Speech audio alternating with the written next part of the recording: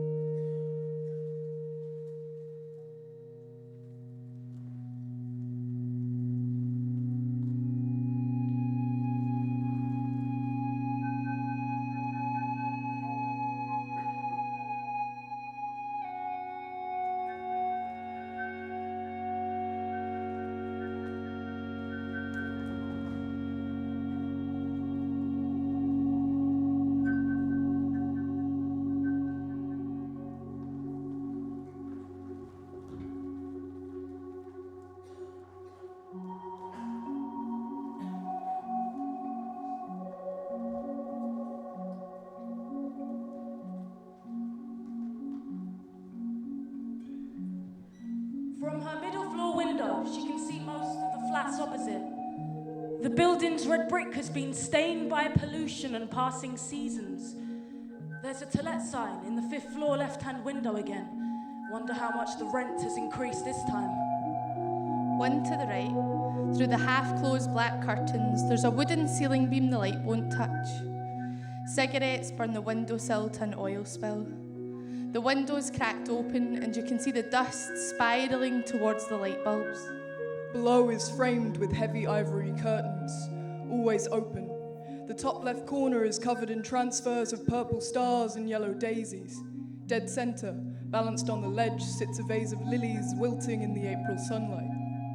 On the top floor is a window that never opens. The floral-styled 50s-looking curtains are sun-faded. Yellowed nets hang limp. 2 webbed feet stand on the windowsill waiting to be fed. 2 floors down, The ledges piled high with old magazines, comic books, and yesterday's newspapers. The ledge is framed with bottles of spirits, almost enough to make any cocktail. The people who enter are always drunk and never call back.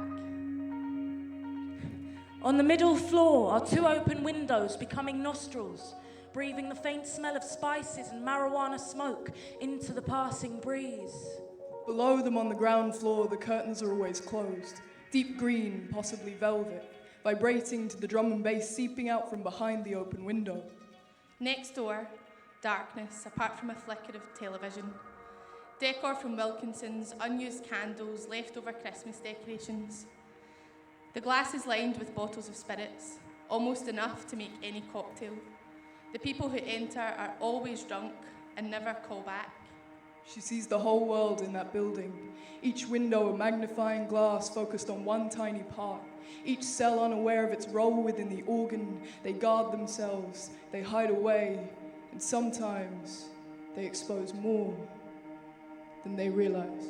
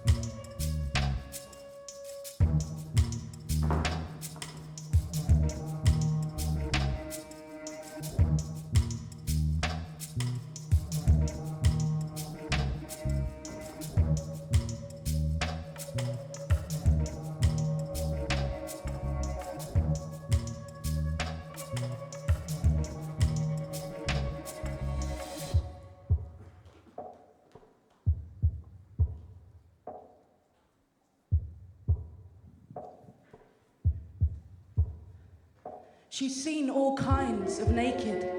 The stroppy child refusing to bathe naked. The went for a shower and forgot a towel naked. The madly in love naked. They can't decide what to wear tonight. They're analysing every stretch mark. The hungover have no energy to put clothes on naked. The fresh from the gym, power posing chest day naked. She's seen the 2-year-old experimental playtime naked. Peanut butter out the jar and sticky fingerprints on glass. She's seen the painfully naked. Burns covering the left side of his torso, raw skin and wood grain. Aloe Vera's best friend. His body is turning like twisted paper to coat the hard-to-reach places. She's seen the thirst in the middle of the night naked. The being home alone naked. The dancing in the mirror naked. I can see her bones naked. Her pelvis and tiny stretch marks on her stomach. She is looking in the mirror and analysing every bit of her body and inspecting each pore as if testing an alien or unidentified species. The looking at the mirror in the morning light is unforgiving naked. Her knees look too big for her skin naked. She's seen the self-conscious Tinder photography naked. The just been swimming in the lake naked. The daylight breakup naked. The midnight makeup naked. She's seen every kind of naked, every day. She spends a lot of time looking out. But this time, it was different. Today, something was looking back.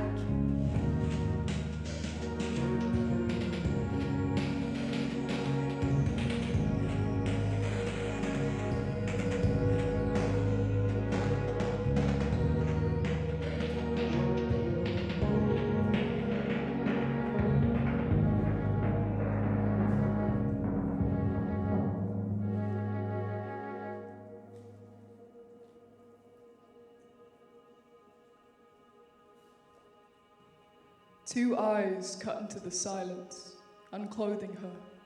She stops, body rigid, suddenly exposed, open to inspection and interpretation, no longer in control. The people in the flats carry on, moving with the thrum of the building, but these two green eyes fix a stare, following her like a GPS tracker, and she's not quite sure how to react. Her lips offer a cautious smile, their gazes tethered together. The figure returns a blink and a twitch of whiskers.